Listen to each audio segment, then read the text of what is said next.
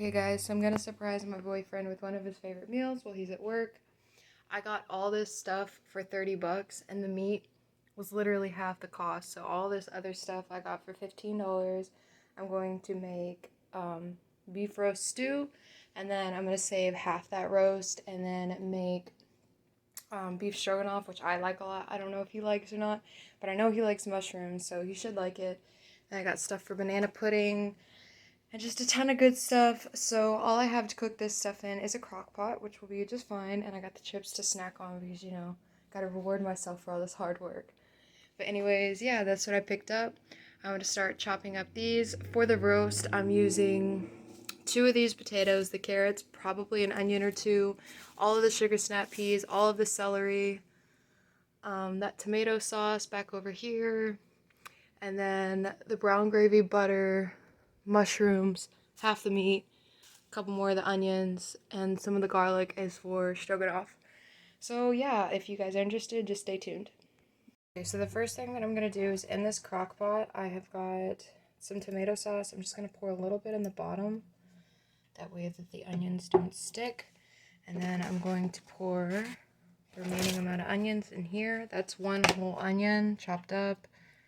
I'm gonna go in there with my hands a little bit and kind of spread it around. My hands are clean. If you're gonna do this, yeah, make sure your hands are clean. Sorry, let me aim on that. And then I'm going to put a layer of potatoes and a layer of the celery and sugar snap peas, and I'll show you guys that in just a second. Also, because I have it on hand, I'm going to put a little bit of garlic powder over top of this. And then I'm going to do that with every few layers just because I like garlic a lot and I don't want to use all of my cloves. So I'm saving the cloves for the stroganoff. But anyways, yeah, I'm just going to continue to do that. I might add some cracked black pepper on some of these layers. It doesn't need salt. I always make this without salt. So if you really like salt, feel free to add some. But I'm not going to because I feel the tomato sauce already has enough salt in it and so does the meat. So yeah, I'm just going to keep layering this up.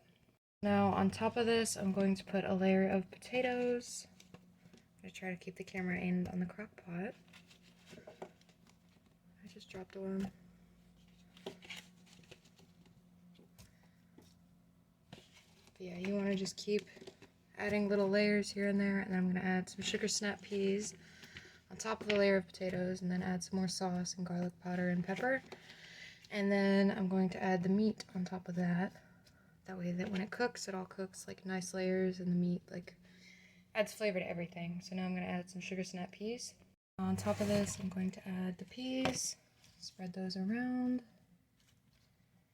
And I'm going to add a little bit more of the tomato sauce. Make sure that's nice and coated. If you have a spoon, that would be better, but again, if your hands are very, very clean, which I make sure mine are, then you'll be okay. And then I'm going to go wash my hands, and then I'm going to add the remaining spices. Garlic powder, and then black pepper, but I can't really do that with one hand because it's the cracked kind, so I'll have to do that off camera. So this is the meat I'm going to add. I'm going to add that off camera because I don't want to have raw meat on my hands when I'm touching my phone. And yeah, I'm going to cook all the meat at once and then save half of it for the stroganoff. But yeah, like I said, I'm going to do that off camera. But I'm just going to cook it all together with the roast. That way it has a lot of flavor for the stroganoff. The meat in there, I totally forgot to add carrots. So I'm going to add carrots to the side here. And then I'm just going to build up the layers again with onion, potato, sugar snap peas, and carrots because I forgot to do that. And then I'm going to pour the remaining tomato sauce right on top of all of that, along with some garlic powder and pepper. And then I'm just going to let that cook on high for about 6 hours. There's the carrot in there for anyone who's interested. I'm going to go ahead and add another layer of my tomato sauce just on top of everything. And then I'm going to put another layer of onions, potatoes, sugar snap peas, and carrots. So I've done the rest of my layers, as you can see. Now I'm going to pour the rest of the tomato sauce. And I'm going to add some water to this can just to fill up this container at least 3/4 of the way full with liquid. I'm going to add more of the garlic powder, as well as more of the pepper, but like I said, I'm going to do that off camera, and I'm going to add more water to this, so I'll show you guys that once I'm done. I added more liquid, and I forgot to add celery, so I'm going to chop that up and put that on the very top, and then cook this all together on high for about 6 or 7 hours. Here's the last step of celery, and now I'm just going to put the lid on and cook it, and I'll come back to you guys when it's about done. One more thing, just because I have it, I'm going to add some fresh chives to this dish as well. I'm just going to chop them up with scissors as fine as I can, and that's going to be my extra spice. Okay, so for the banana pudding, this is what I've got. I'm going to take 2 of these bananas and completely mash them like you would for banana bread. And I'm just going to mix that in with this. It requires 2 cups of milk. You can use almond milk. You can use any kind of milk you want. He likes regular milk, and I don't mind it, so I'm using regular milk.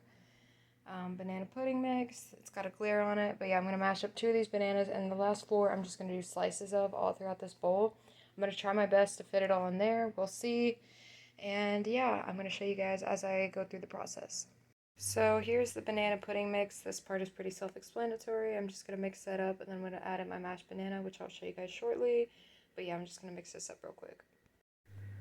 So here's the banana pudding after it's been mixed, and then I'm going to add in my mashed banana, and I'll show you guys what that looks like, but I'm going to mix them together off camera because I don't want to drop everything. Here's what the mashed banana looks like. I ended up mashing 3 bananas, pretty basic. It's exactly what you do for banana bread, but I'm just going to mix that into the pudding, and sorry, the camera can't decide which color it wants the bananas to be. And then I'm going to slice up the other 3 bananas and just put chunks of it in the pudding as well. That way it's got at least, like something that's not overly bad for you in it. So yeah, I'm just going to mix this into the banana pudding. So here's what the banana pudding looks like after I've mixed chunks into it. You can see it's already thick. I haven't put it in the fridge yet. I might end up adding more milk. We'll see. I just don't want to make it too runny. And then I'm going to add the chunks of banana. And yeah, I'll show you guys the finished product once I'm done with that. Here is the banana pudding after it's been finished. That's just kind of what it looks like. So I'm just going to let that chill in the fridge overnight while he's at work. And when he comes back in the morning, because he works thirds. So, sorry this isn't focusing. Anyways, because he works thirds. So when he comes over in the morning, there will be beef stew and banana pudding. Also, just because I already have these on hand, I'm going to chop up some of these and put it into the banana pudding. I'm going to chop it up really finely, that way it's like banana nut pudding, and I think that just sounds a little better. So yeah, these are also really good. I haven't been able to find them in the south, but I've been able to find them in the north, so if you can find them in the south, good luck, definitely try them. But yeah, I'm going to chop some up and put them in the banana pudding as well, and I'll show you guys the final results. Here is a final look at the banana pudding with all the extra stuff on top. So yeah, that's about how that's going to be. I'm just going to let that sit overnight, like I said.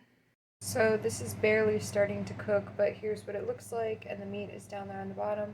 I could have added less water, but hopefully that'll cook off. I mean, we'll see. If all else fails, I'll just add some extra seasonings. But yeah, that's about what it looks like so far. Okay, so the stew has been cooking for a few hours, but because it's really watery, I'm going to go ahead and add 2 of these brown gravy mixes to it. Plus, I know Lee will like that more that way. I'm just going to pick up more, whenever I need it, because this is enough food for like 2 or 3 days for us. So I'm just going to add that gravy mix. I might add all 3, I'm not sure. And then, like I said, I'll just pick up more later because for 3 packs of these, it's only $1.50, so I'm not really stressing about that. But yeah, here's what it looks like so far. Okay, so this is immediately after adding the gravy mix, and I don't know if you can tell, but it's already quite a bit thicker, which is exactly what I want, because I want it to be like a nice, rich stew. So it's coming along pretty perfectly. So I'm just going to let this continue to cook until the meat is tender, and once the meat is tender, I will be able to kick off the heat. Hopefully by that time he'll be home soon. That'll give it, I'm hoping, about 30 minutes to cool, because it's still going to be very, very hot, as you can see the steam rising. So yeah, I'm just going to let that continue to cook until the meat is tender. Okay, so the beef stew is just about done, and here is what we're left with. It got a lot thicker, which is exactly what I wanted. It's actually like, as you can see from the bubbles over in the corner here, it's actually nice and thick. So I'm very happy about that. I'm going to let it sit on low for a while, let the meat completely finish up, but that's what it looks like. It's not really going to change in looks, so yeah, I figured I'd go ahead and show you guys the finishing results.